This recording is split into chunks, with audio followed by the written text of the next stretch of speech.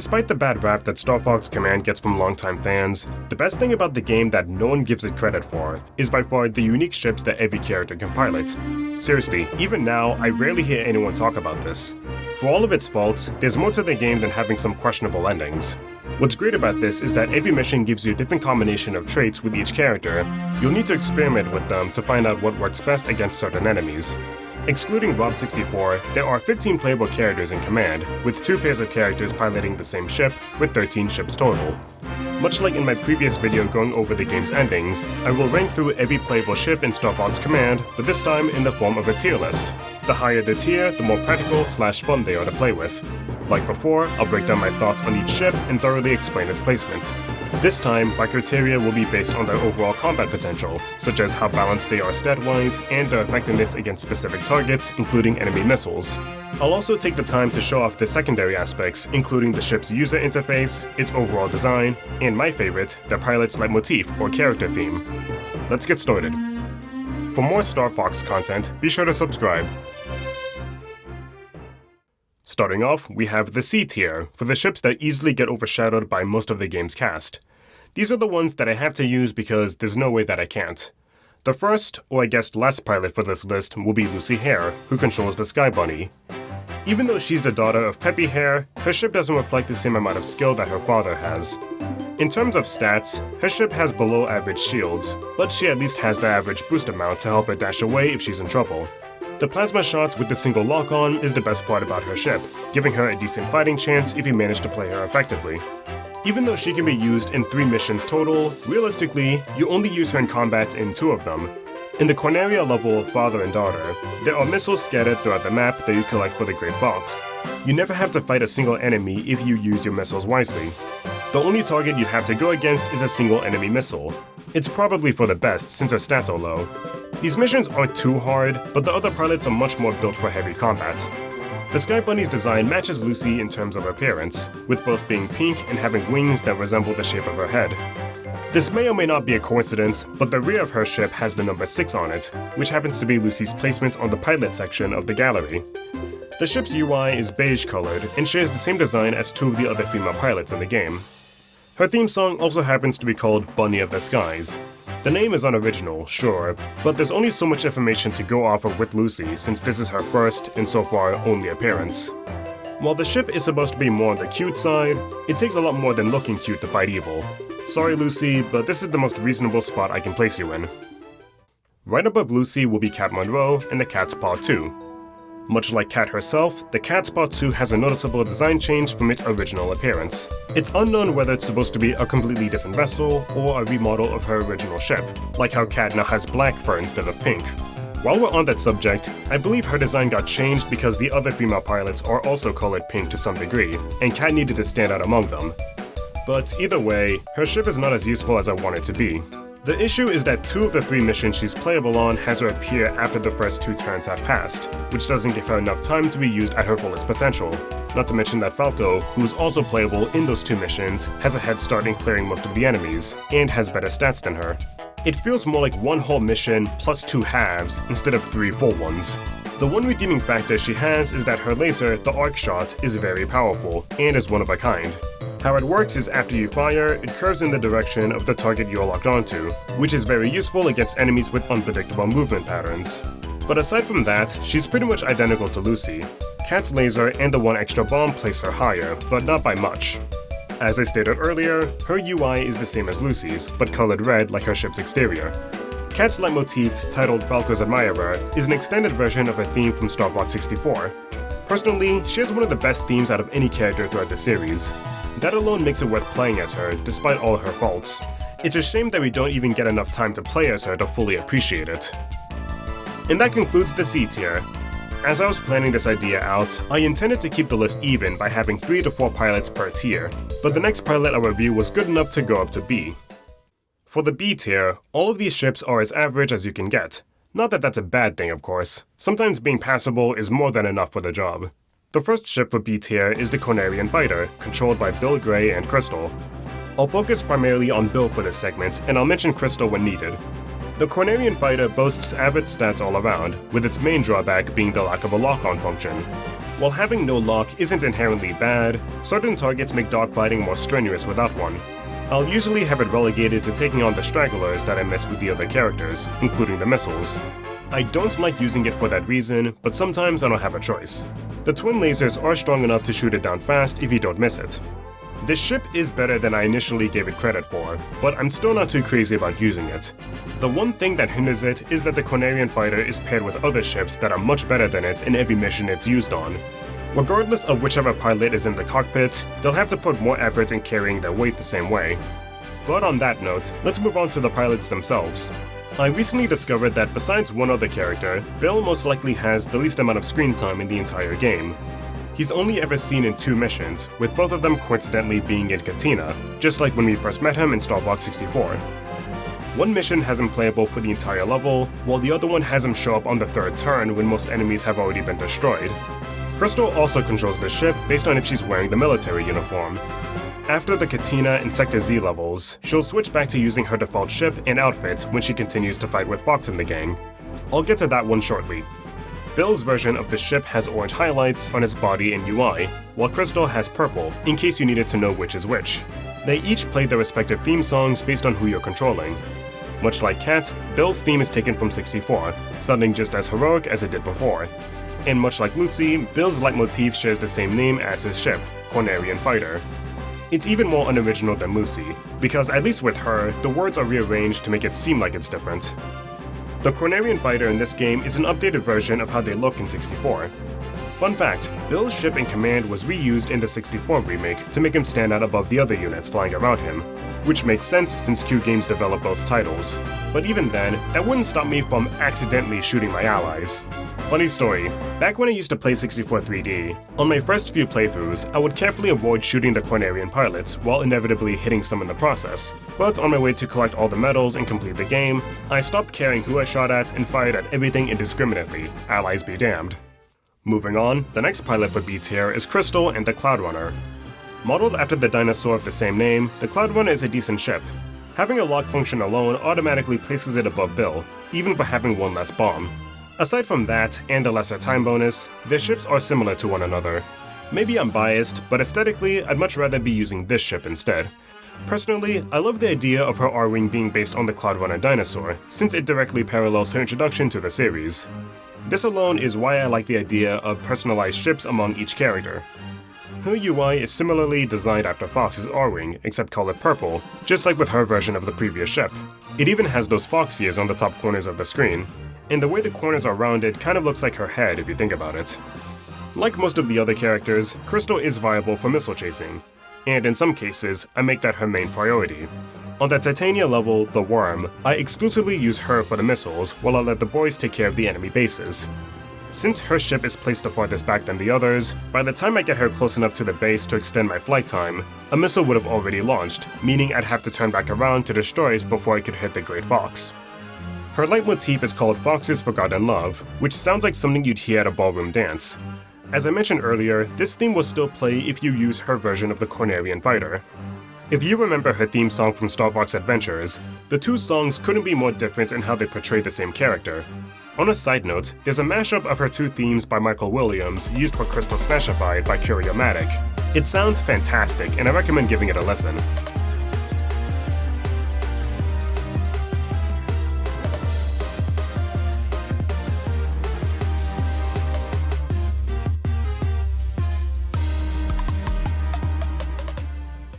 Coming up next is Andross's grandson, Dash Bowman, with the Monkey Arrow. You know the old saying, imitation is the best form of flattery? The Monkey Arrow's external design is inspired by the R-Wing, which makes sense because Dash is such a big fan of Star Fox. Interestingly, although Dash is a member of Corneria's military, he doesn't use the Cornerian Fighter like Bill or Crystal. Logically, it's probably so that 3 characters in this game don't end up flying the exact same ship and cause confusion among players, even though, realistically, all 3 of their ships are near identical regarding stats. Because of this, everything I've said for the previous 2 pilots can be applied to Dash. Having a lock-on function places him higher than Bill, and having 2 bombs puts him higher than Crystal. This is the most perfectly balanced ship in the game, with no one stat being better than another compared to the other characters. Despite his affiliations, the Monkey Arrow's UI is unique to Dash, resembling neither the Cornerian Fighter nor any version of Star Fox's R-Wings. I've noticed a recurring theme for the ships that are only playable for 3 missions.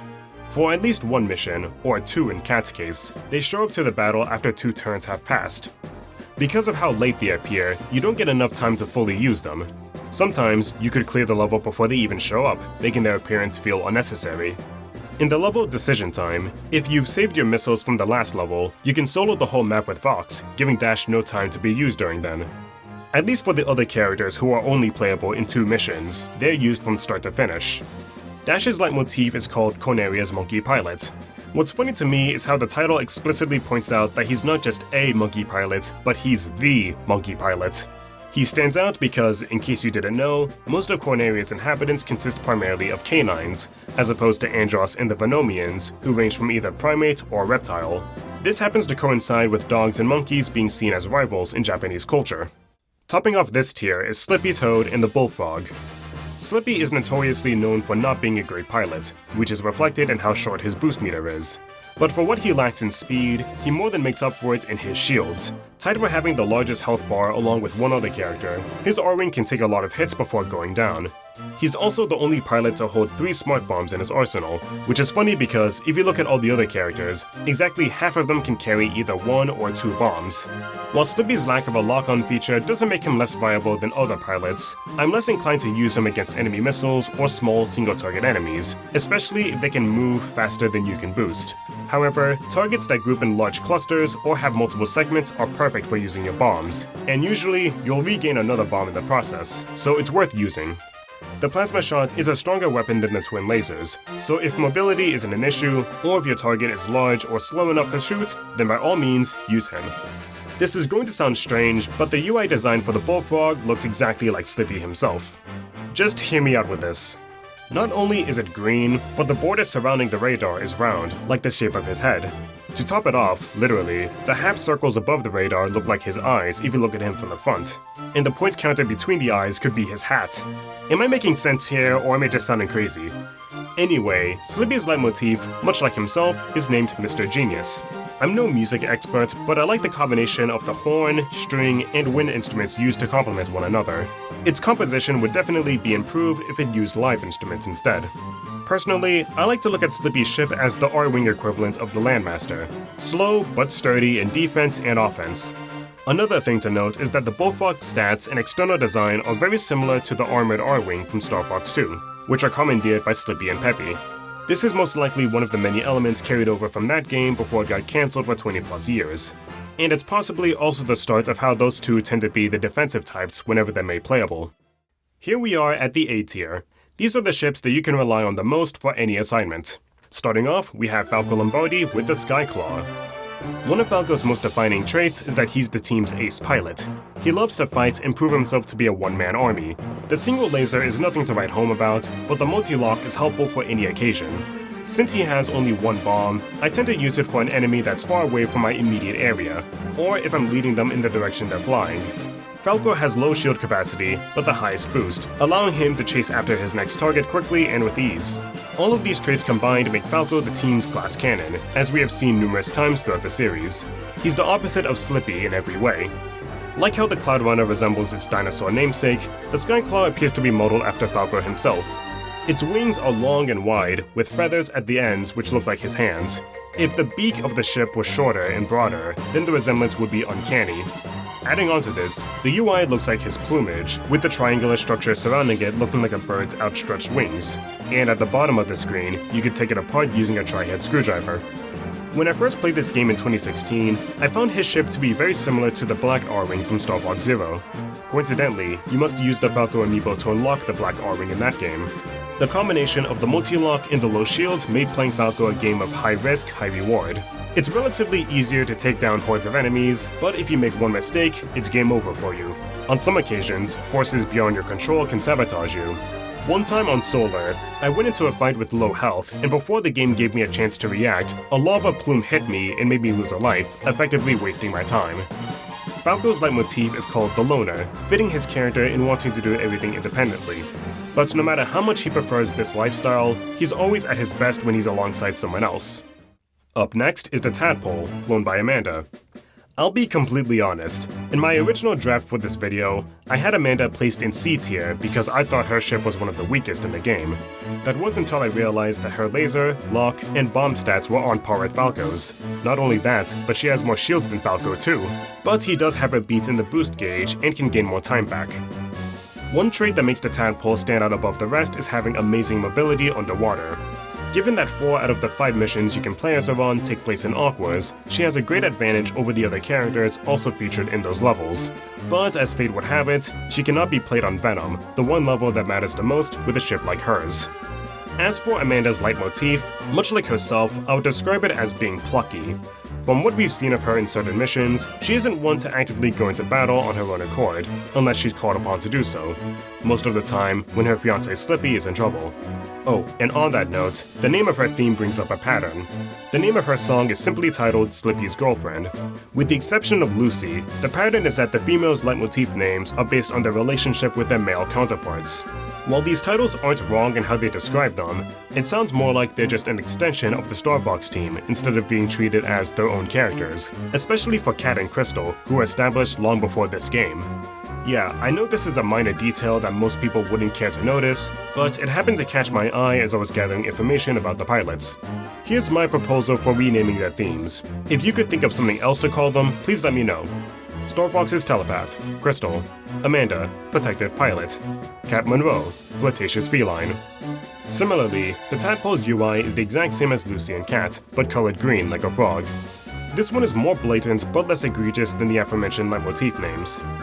But back to talking about the ship, it resembles and functions exactly like its namesake. There's not much else to say about it than that. Because of Amanda, I needed to rework how I prepared the order of this list. Looks can be deceiving after all.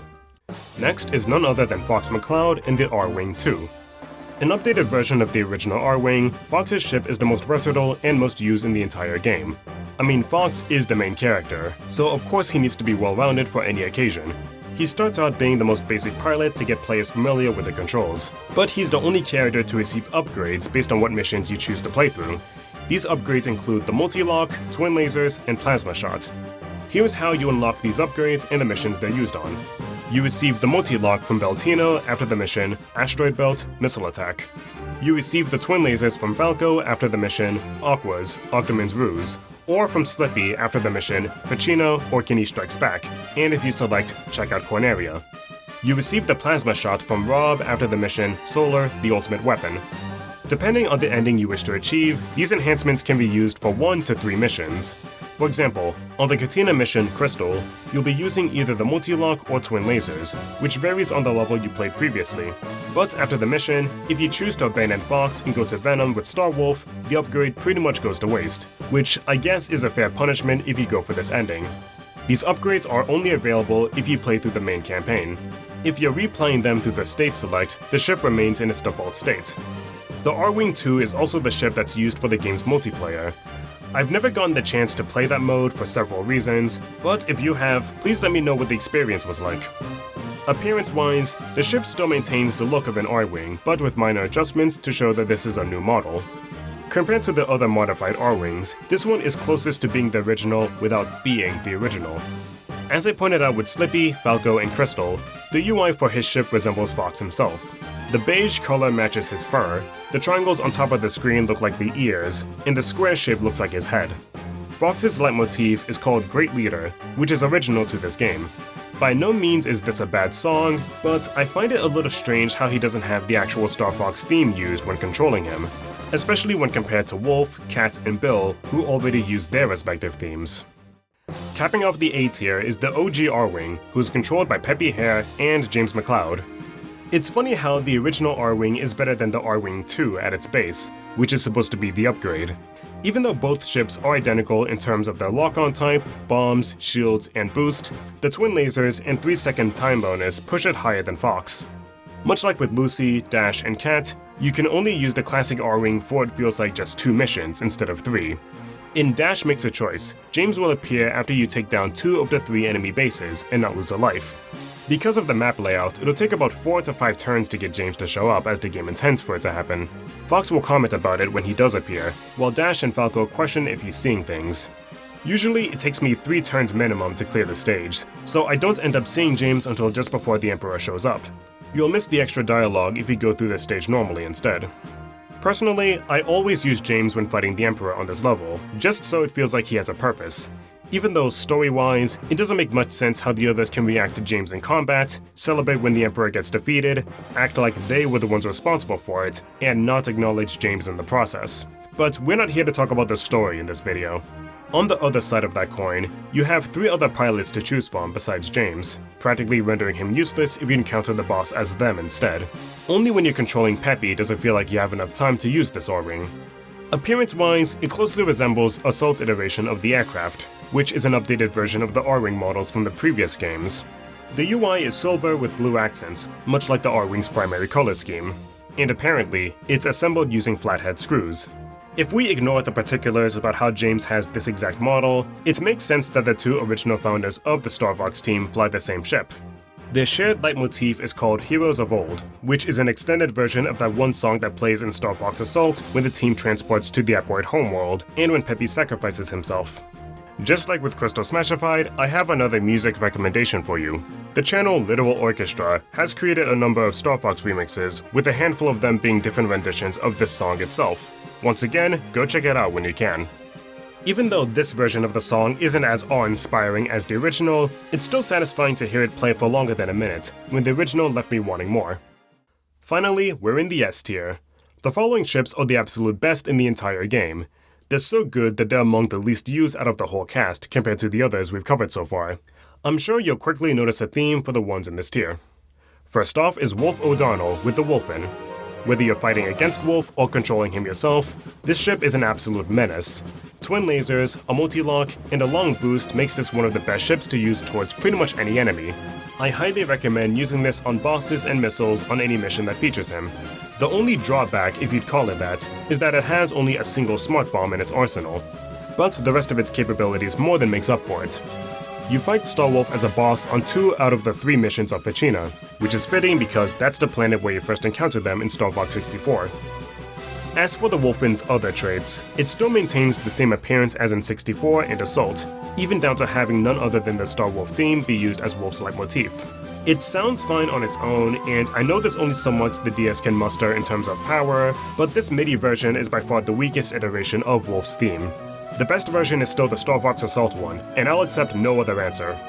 The UI for Wolf is a deep red color, matching his ship.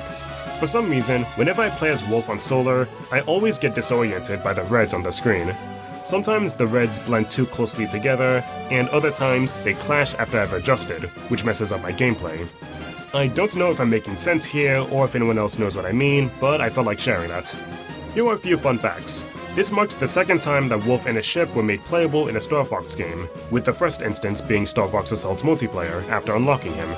Also, on the official website and manual for Star Fox Command, the Wolfen is instead called the Red Fang, but it doesn't have that title in the actual game itself. Personally, I would have liked it if it still had that name, since it fits the rest of Starwolf having a color theme for their ships. Oh, and speaking of, the next ship in the S tier is the Rainbow Delta, flown by Leon Pawlowski. Before I go into the ship itself, I want to preface with this. Personally, one of my biggest gripes with Star Fox as a series is that it does more telling rather than showing when it comes to certain story elements. More often than not, we're told that Leon is supposed to be a cold, ruthless killer, but we only ever hear about that in either the game's manuals or in character descriptions for Leon, which are outside of the game itself. Interestingly, his trophy in Smash 4 describes him as being a sniper, even though we've never seen him fight outside of his ship before, let alone hold a rifle. What I'm trying to get at is Command does a decent job in showing how cruel Leon can be with a ship like his. The Rainbow Delta is the only one of its kind to possess the wide lock-on feature, which means it simultaneously fires every visible enemy on screen before auto-firing at them. Think of it as a better version of the multi-lock. The drawback to this is that it does minimal damage when it fires, due to not having a specific laser type, but I think it balances out with how fast it can target. This is highly recommended against large hordes of enemies, singular targets with multiple segments, or singular targets in general, especially when you're trying to fight Octoman and Zazon and Venom.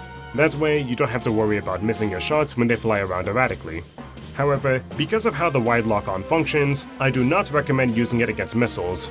As I mentioned earlier, it does minimal damage when it fires. When attempting to fall a missile, it has to go down as fast as possible. The longer you take to destroy it, the faster the beacons you need to fly through become, making them easier to miss. One time during my long play recordings, I was one hit away from taking down a missile as Leon, only to barely miss a beacon and have my efforts go to waste. I also don't recommend it to fight the Anglo Emperor either.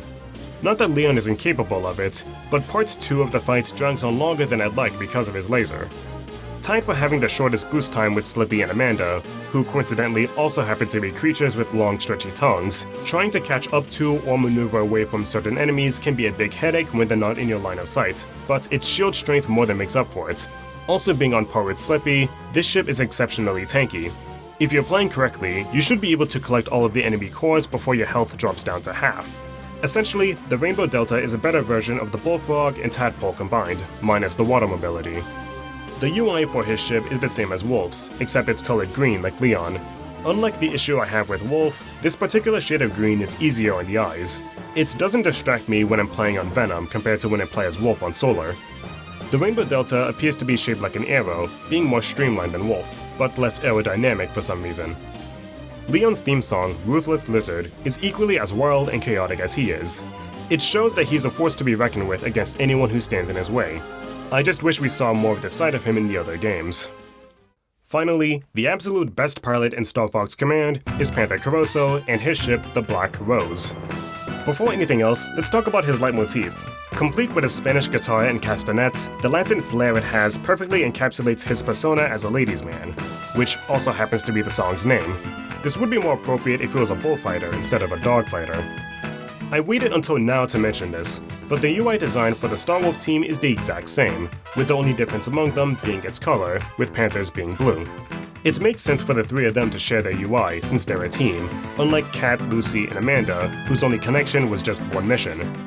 An interesting detail I noticed is that coinciding with its futuristic design, the counter for all of the Wolfrins is digital. In contrast, every other ship has an analog-style counter. This version of the Wolfrin looks like a star, with how its wings are spread out. Just like how Falco and Slippy are opposites, Panther's ship is a stark contrast to Leon. The former has low shields, a high boost, and a laser with no lock, whereas the latter has high shields, a low boost, and a good lock with no laser. On that note, the crown jewel of the Black Rose is its laser, the Zapper. It is the most powerful weapon in the entire game, with the strength to swiftly destroy anything in its path. This ship has no lock function because when you fire, the Zapper will target the nearest enemy towards you before it moves to the next one. Even with below average shields, the Zapper can eliminate any enemy before it becomes a problem.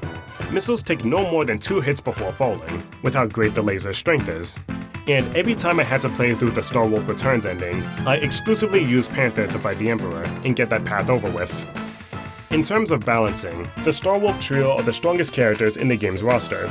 Case in point, all of them occupy the S tier. I mentioned Star Fox Assault's multiplayer earlier, but going back to that, this is just like how Wolf in that game has the best overall stats. Given the notoriety, it's fun getting a taste of how strong Star Wolf is compared to Star Fox. It's just a shame that playing as them means that you have to play through a couple of the game's worst endings. And there you have it. This is my full tier list for Star Fox Command's pilots. Overall, I think the developers did a decent job in balancing the character stats and showcasing the good and bad traits they possess. The main reason I wanted to highlight this is because I believe the idea of individualized vehicles would be a great feature to implement in a brand new game. I imagine this could work by unlocking different upgrades throughout the campaign, and mixing and matching them to your preference, similar to how Starlink did it. Now, imagine doing all of this in a multiplayer setting. Combine the concept of customizable ships, the diverse cast of characters throughout the franchise, and the modes and weapons from Star Fox Assault, and that sounds like a match made in heaven. But I'm getting ahead of myself. One thing that occurred to me is that the ship's power usually corresponds with how often you play as them. Think of it like a bell curve. The C-tier ships don't stack up well with the others, and they're used the least. The B and A tiers are used for most of the game, and the S tiers are used infrequently as well. Alongside playing through the game itself, I also had to create a spreadsheet to organize each trait for every pilot. No joke, this was the first time since college that I had to use Microsoft Excel for anything. I said it before and I'll repeat it here. This is the best feature that Star Fox Command has to offer. You don't have to like the story or the endings, except these 3 of course, but at least acknowledge that it did something new for the franchise in a constructive manner. Whether or not we'll see those ideas reused in the future, your guess is as good as mine. Thank you for watching. This video took a little more time than I expected, but I'm glad I was able to get it done in less than 2 years. I have more on the way, with a couple of them pertaining to the series as a whole, so keep an eye out for that. Special thanks to Arwingpedia and all of its mods and editors, including myself. I frequent that website often, and it helps me immensely for gathering information and trivia that I or most fans wouldn't have known about. And now, if you'll excuse me, I'm going to think of a way to celebrate Star Fox's 30th anniversary better than Nintendo did. But until then, take it easy.